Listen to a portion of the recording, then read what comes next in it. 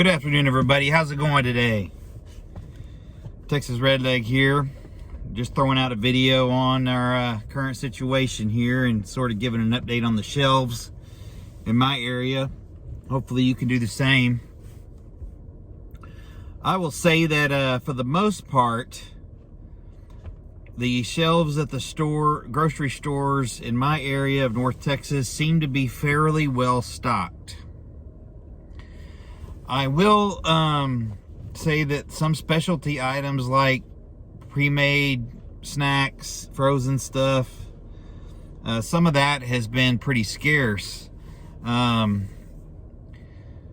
these little peanut butter jelly things, Uncrustables I think they're called. Those seem to be pretty scarce. If you see them, you better buy them if you have a kid that eats them. But those have been fairly scarce. Some other prepackaged stuff has been scarce. But for the most part, the meats, I mean, the prices are going up. I've noticed that. But even the canned Keystone beef and chicken are in plentiful supply at the big box stores that I go to. And they're, $6-7 a can. So, I don't know. I see these videos in other parts of the country where the freezers are bare and the meat section's bare, and I'm just not seeing it in my area yet. I'm not saying it's not coming, but the current status report in my area is, I would say the shelves are 90% full as normal. Now, the produce still sucks and it, doesn't last more than a couple days, but that's just a fact. It's been that way for a while. As far as construction materials go, again, the local big box store that I go to seems to be fairly well stocked.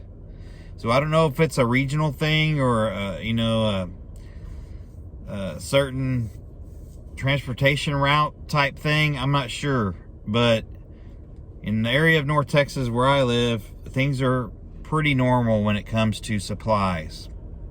Even the Freedom Seeds are starting to show up plentiful on the shelves at those types of stores, and even the 9 mil stuff has been plentiful in one particular store. I mean, I could go out and go back in 3 or 4 times and just load up if I wanted to. So, I hope that everybody is doing okay and you're continuing to stockpile and fill those voids. I still think that we got trouble ahead. I've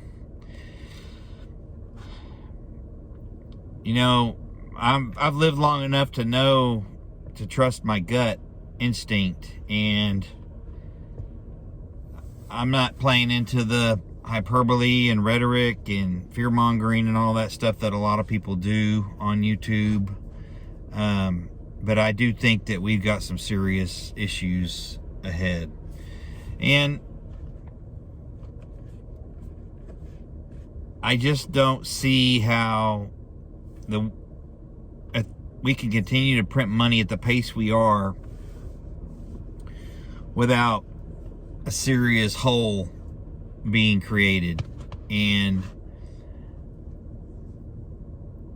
people need to be putting back stuff if they can, and I'm talking about everything from Freedom Seeds to Staples, the standard protein items that you need to survive, water, meds, all of it. I think people need to take it serious. You also need to check your expiration dates, on your canned goods. I've done that recently, and I had some stuff that was expired, and things that contain, meat like chili or chicken soup or stuff like that. If it's expired, I'll chunk it, If it's like a soup, like a tomato soup or just some kind of broth or something without any meat in it, meat products of any kind, or like a solid vegetable of any kind, if it's close to the expiration date or best used by date,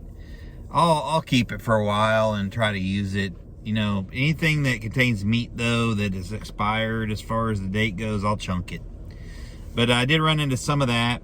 I did get some canned good racks that allow you to, you know, it's a 2-tiered system. I'll show you a video of it later on, but I bought some of those online where, you know, the can nearest the expiration date's in the front, so you pull it out of the rack and they just keep, you know, coming forward, so you utilize the one that's going to expire next. So it allows you to sort of rotate through your canned goods naturally. So I would consider something like that, but I'll do a link or something soon on that. I thought they were really handy.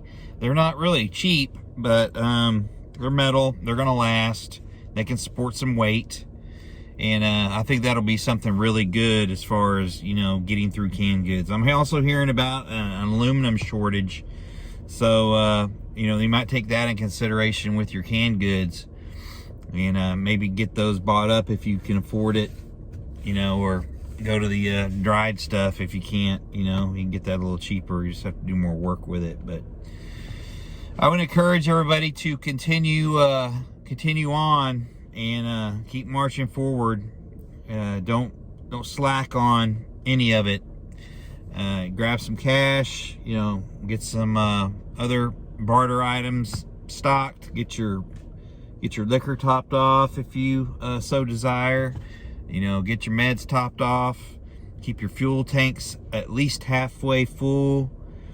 Apparently there's a uptick in fuel theft now, from you know, gas pumps to people knocking holes in fuel tanks underneath cars and getting the fuel out that way.